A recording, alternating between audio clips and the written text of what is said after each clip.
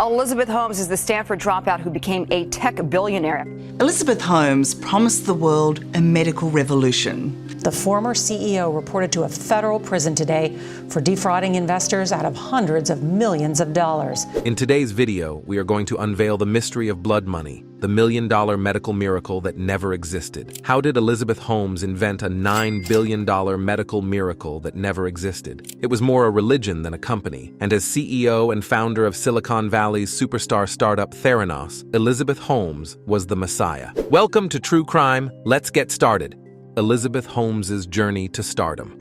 At the age of 19, Elizabeth Holmes launched Theranos with the goal of revolutionizing laboratory technology by developing blood tests that could be completed quickly and with very little blood. In Silicon Valley, where men predominate, she was a well-known young entrepreneur by the age of 31. She was the youngest self-made billionaire in American history at the time, with a $9 billion net worth. In 2021, Holmes was a fraud defendant on trial in California. More than 200 blood tests that Theranos advertised could not be completed on the company's specially designed Edison machine, and the results of the few tests it could perform were erroneous and untrustworthy. Patients received incorrect diagnoses ranging from cancer to diabetes. Holmes also assured investors that Theranos would make a lot more money than it did. Holmes was found guilty on 3 charges of wire fraud and 1 count of conspiracy to conduct wire fraud, out of 4 counts of deceiving investors. On January 3, 2022, she was given an 11-year jail sentence in November 2022, and she began serving her term in May 2023.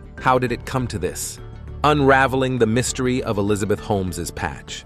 Elizabeth Holmes came up with the concept for a patch that would analyze tiny blood samples for infectious illnesses. She even submitted the papers required to obtain a patent. Soon after, this led to the creation of Theranos, a company that believes patients shouldn't have to give many tubes full of blood for testing purposes. Rather, a small amount of liquid should be sufficient to detect indicators of diabetes, cancer, cholesterol, and a variety of other illnesses. Samples were collected using a specifically made blood collection pen, and the samples were examined in the company's custom-built Edison mini laboratory. Patients would gain from less invasive surgery as well as less expensive testing, which can be costly under the existing American healthcare system. By doing this, the business would have taken on U.S. industry heavyweights like Quest Diagnostics and LabCorp. Sales in the billions were promised by Holmes's business plan. How Holmes used the funds her parents had saved to advance her studies.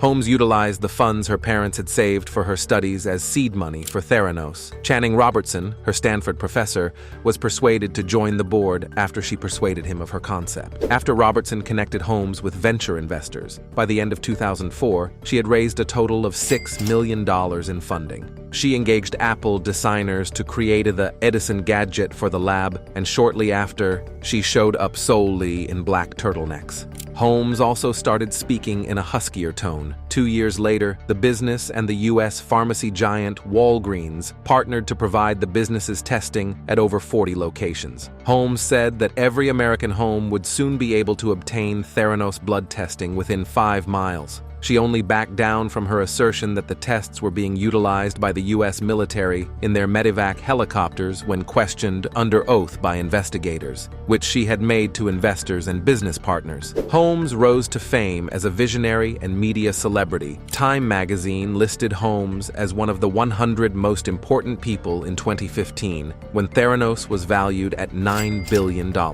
Holmes is regarded as one of the youngest self-made billionaires in the United States. When Vice President Joe Biden visited the Palo Alto-based Theranos lab the same year, he hailed Holmes as an inspiration. Holmes's strategies for uniting a strong group of allies.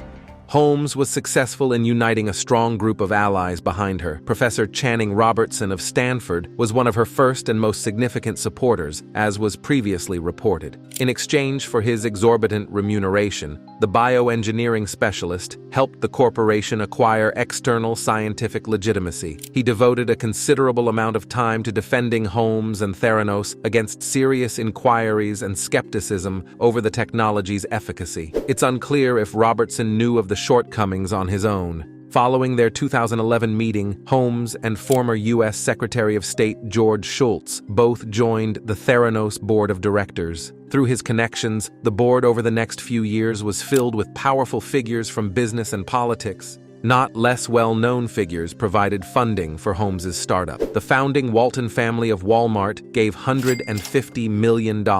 Media tycoon Rupert Murdoch contributed over $120 million, and former Education Secretary Betsy DeVos contributed $100 million. When Theranos failed, every investor lost their money. Sunny Balwani, the man behind the success.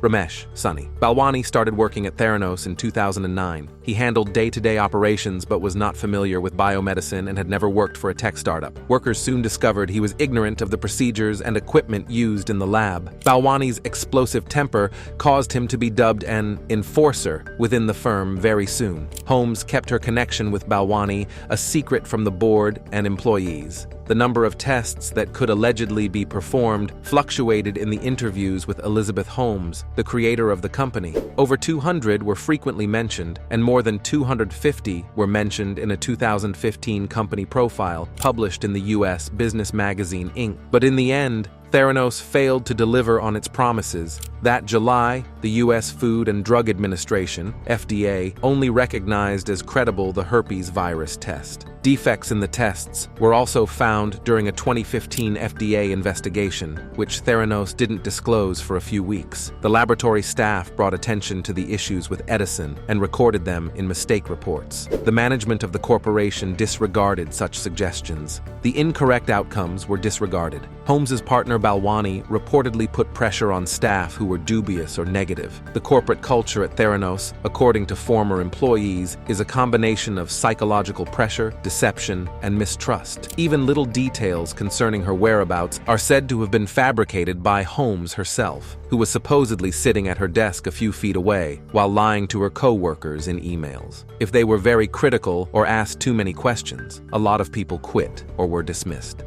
A closer look at Tyler Shultz's journey to Theranos in 2013.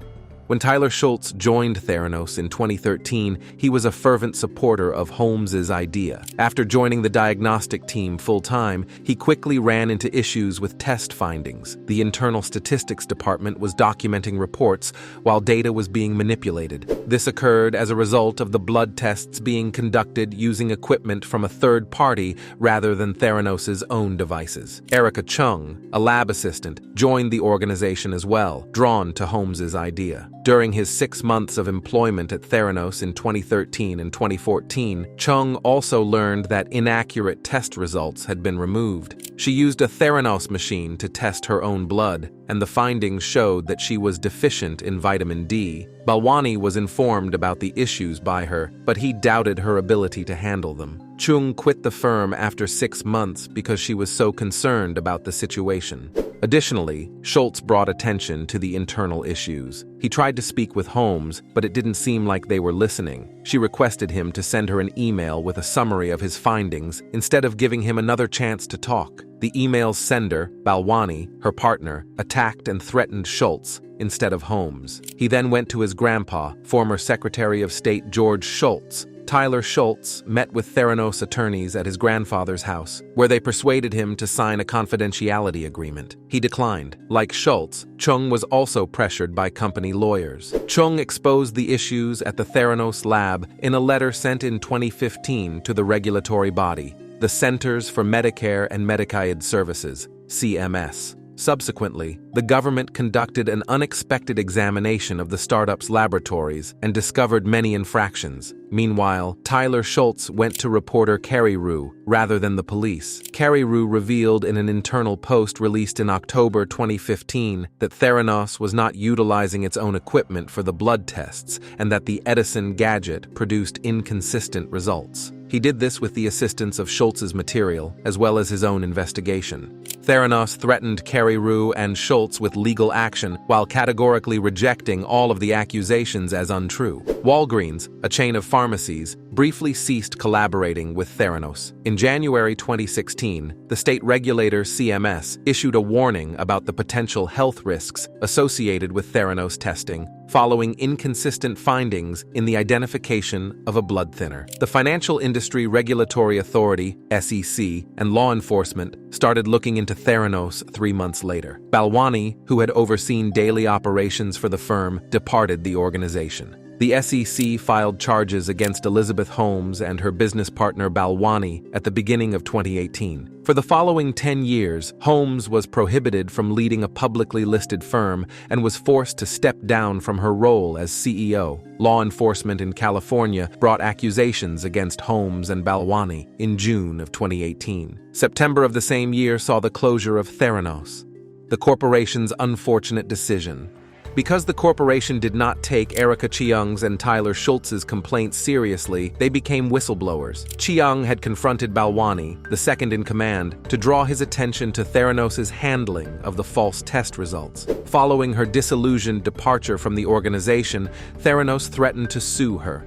Balwani sent Schultz an email in which he insulted and threatened him. By using this strategy, Theranos compromised one of the key elements of excellent corporate compliance, a strong speak-up culture that allows staff members to expose issues or misconduct inside the organization without fear. A corporation may avoid the same mistakes as Theranos. Countermeasures can be implemented in time to address issues internally if tips and whistleblowers are taken seriously and their observations are looked into. Both whistleblowers finally informed organizations and press representatives outside the corporation because they thought they were ignored and passed over by people in charge. Thus, the startup lost control of the misbehavior at Theranos and the response to it. Exploring the legacy of founder Elizabeth Holmes in Calif.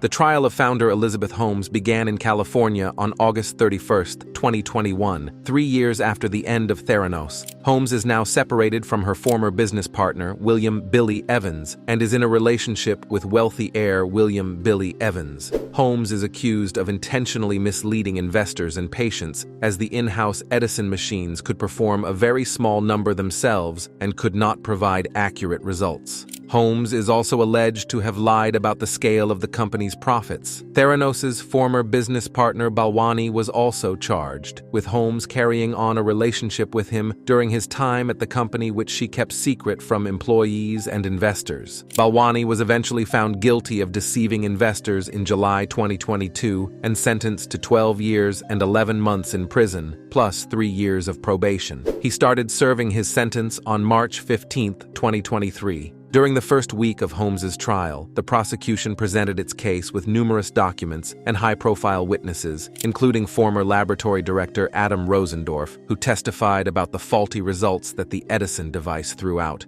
Holmes was also accused of lying about the scale of the company's profits. Two of the most striking examples of the Theranos machine's faulty test results, internal emails revealed that the startup concealed the erroneous results from investors and business partners by using a modified demo device or by partially hiding test results from them. The prosecution also presented a 55-page report in which Theranos officials added the logos of pharmaceutical companies GlaxoSmithKline, Pfizer, and Schering-Plough to give the impression that they had approved the technology. However, a scientist employed by Pfizer testified that he found the startup's claims to be implausible and advised Pfizer not to collaborate. The prosecutors were able to show that Theranos had nevertheless sent the report with the subsequently inserted logos to investors and business partners. Investor and former U.S. Secretary of Defense General James Mattis, describing Holmes as his primary source for all information about the company, he submitted a presentation to the court which she had made to the board, which claimed that the technology had also been validated by the U.S. Food and Drug Administration, FDA, and the World Health Organization, WHO, neither of which happened. At the end of her trial in December 2021, Holmes was found guilty on 4 of 11 charges, such as defrauding investors, though she was acquitted of charges including defrauding patients. A dramatic twist occurred when a key witness appeared at her home in August, saying he regretted the role he played in her conviction, causing sentencing to be rescheduled.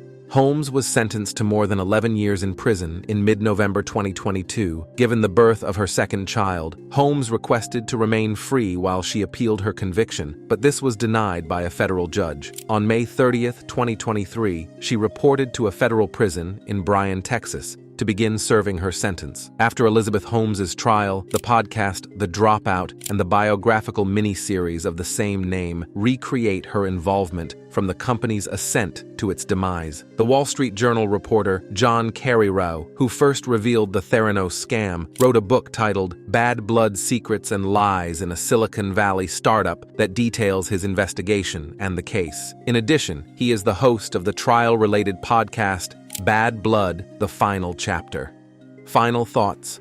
The Theranos scandal, with Elizabeth Holmes at its center, remains a cautionary tale about the dangers of unchecked ambition, ethical lapses, and the culture of Silicon Valley disruption. Holmes captivated the world with her vision of revolutionizing healthcare through a breakthrough blood testing technology. However, beneath the facade of innovation lay a web of deceit and fabrication. Moreover, the case highlights the risks of placing undue faith in charismatic leaders and the perils of a culture that prioritizes hype and rapid growth over substance and integrity. It's crucial to scrutinize not just the technology itself, but also the people and the companies behind it. Ultimately, the Theranos saga underscores the importance of upholding ethical standards and the responsibility of leaders to prioritize the well-being of the public over personal ambition or corporate interests. As we reflect on this chapter in history, it's essential to learn from these mistakes to prevent similar scandals in the future and to foster a culture of trust, integrity, and accountability in innovation.